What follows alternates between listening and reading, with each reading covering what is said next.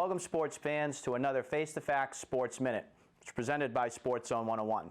Before we get into our Sports Minute this week, we want to go over a couple things coming up at Sports Zone for you.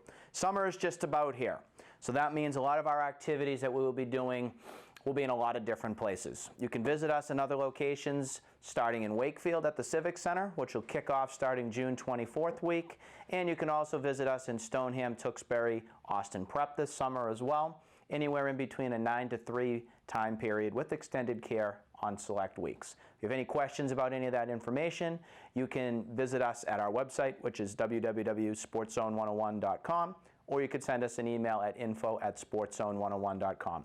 Looking forward to a great summer for 2019.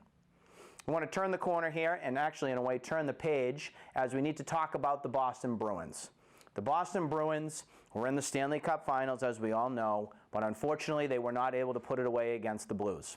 If you can rewind a few sports minutes back, you knew that my prediction for what this series was going to be the Bruins winning against the Blues. I had picked about 6 or 7 games. I have done my talk show a few times so far, and I still stuck with 6 games the Bruins would win. Unfortunately, the Bruins were not able to win Game 7 at the Garden. It was a disappointing game. Bruins, in my opinion, did not show up ready to play. The first period kind of told the whole story in a way. You had the Bruins going out on the ice. It looked like they were ready to go, but unfortunately, it was a 2-0 hole that the Bruins were in going into really the second period. Would have been tough to chase those two goals to get back into the game. I don't want fans out there blaming Tuukka Rask. Tuukka Rask was the one that got you to the Stanley Cup. Without his play, there is no Game 7. So by no means should Tuukka Rask be the person that we should be blaming here. You should be looking at your top 5 players. You can even look at a couple other players as well, but you have to look at your first line. Your first line, which was Bergeron, Pastrnak, and of course Marchand, didn't really show up the entire playoff. The Stanley Cup, they were pretty much non-existent. You can also look at Jacob DeBrusk. Here's a guy that, yeah, he had 1 goal. I think he had a few assists and all, but where was this guy? All season long, he had a great season, just didn't show up for the playoffs. David Krejci is another name that definitely should be discussed. Krejci had a fantastic regular season, not taking any of that away from him. He did great, but when the playoffs began, whether it was an injury or he just wasn't ready to go, didn't really have much from Krejci. So there's another guy that definitely should be looked at. Another strength you had from the Bruins was your defensive core. Charlie McAvoy became a star. Plain and simple. He was your #1 guy that was on defense. He was trusted. I look for the Bruins next season to be using him more on the power play, so look for that to come about.